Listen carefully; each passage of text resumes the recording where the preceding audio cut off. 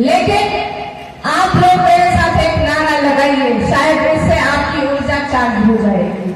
मनेर की जनता जिंदाबाद,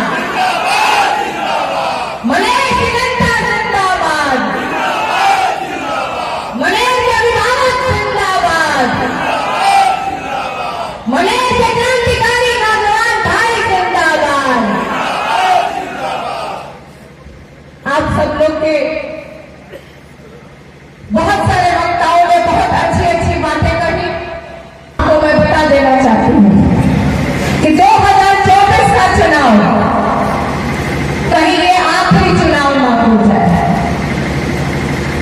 जो अधिकार है हमारा, आज देश खतरे में है, आज संविधान खतरे में है, आपका और हमारा वोट का अधिकार छीना जा रहा है।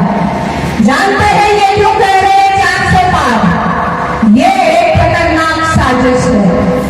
एनडीए गठबंधन साजिश रच रही है। बहुत सारे वीडियो वायरल हो रहे हैं सोशल मीडिया पर। आप सब लोगों ने देखा होगा कि किस तरह से भाजपा के नेता कह रहे हैं कि अगर हम इसका 400 पार हो गया तो संविधान को खत्म कर देंगे। आपके सामने मैं एक उदाहरण देना चाहती हूँ। अभी हाल की बात है, राष्ट्रपति इस देश का सर्वोपरि होती है। वो दलित समाज से आती है हमारी राष्ट्रपति, ऊपर से महिला है, आधी आबादी की पहचान है वो। आपने देखा अभी लाल कृष्ण आडवाणी जी को भारत रत्न से संबोधित किया गया, उनको सम्मान दिया गया। आडवाणी जी के लिए मेरे मन में, क्योंकि वो बुजुर्ग हो चुके हैं, बीमार है, वो कुर्सी पर बैठे, मुझे कोई नाराजगी नहीं है, देश की जनता को भी इससे कोई नाराजगी नहीं है। लेकिन हमारे प्रधानमंत्री को क्या जरूरत थी कुर्सी पे बैठने के लिए और एक महिला उनके साथ? इसलिए क्योंकि वो दलित समाज से आती है, क्योंकि वो महिला आदिवासी है। ये लोग के कथनी और करने में बहुत अंतर है। ये कहने के लिए कुछ और काम करने के लिए कुछ। मैं आपको एक चीज और याद दिला देना चाहती हूँ, ये व्यक्तियों का चुनाव नहीं है, ये विश्व भारती का भी चुनाव नहीं है, ये आपके अपने बच्चों के भविष्य को बचाने का चुनाव है। अगर आप इसका चूक गए तो चुनाव भी इस देश में नहीं होगा। ये मौका है। दूसरी बात मैं और कहना चाहती हूँ, प्रधानमंत्री जी 5 साल में बिहार की याद आती है। चुनाव के समय हमारे प्रधानमंत्री आते हैं और किस भाषा में वो क्या कह के जाते हैं, मैं आपको थोड़ा बताना चाहती हूँ। अभी 2024 के लोकसभा में उनकी शुरुआत जमुई क्षेत्र से 4 तारीख को आई थी। 4 तारीख को अपने दामाद के लिए वोट मांगने आए थे नरेंद्र मोदी जी। तब परिवारवाद नहीं याद आया,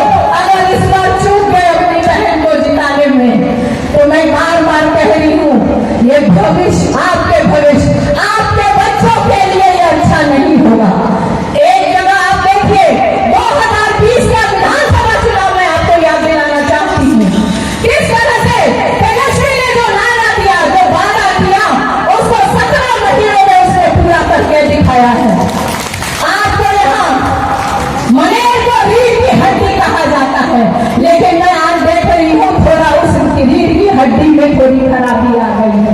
मैं डॉक्टर भी हूँ, इसलिए मैं देख रही हूँ, मैं सभी लोगों को यहाँ बैठ करके सुन रही थी।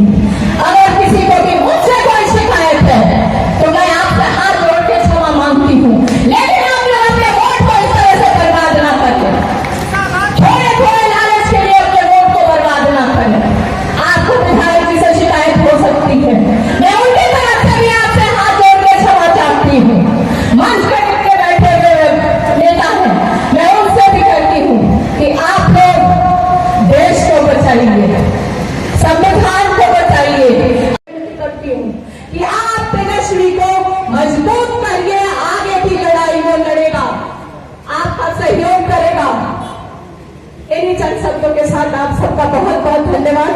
हम लोगों ने आपका बहुत समय लिया, इसके लिए माफ करिएगा, लेकिन आज एक संकल्प लेके जाइए कि दोनों हाथ ऊपर करके आज एक संकल्प लेके जाइए अपने गांव में, अपने पंचायत में, कि आप सभी लोगों से एकजुट होकर के राष्ट्रीय जनता दल महागठबंधन के उम्मीदवार को वोट देंगे। मैं किसी का आरोप नहीं लगाना चाहती, मनेर से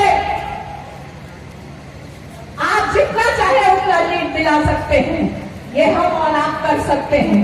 अगर मुझे कोई सुझाव देना है तो आप मुझे जरूर बताइए कि आप यहाँ गलत कर रही हैं, इसको सुधार कर लीजिए। अगर मुझे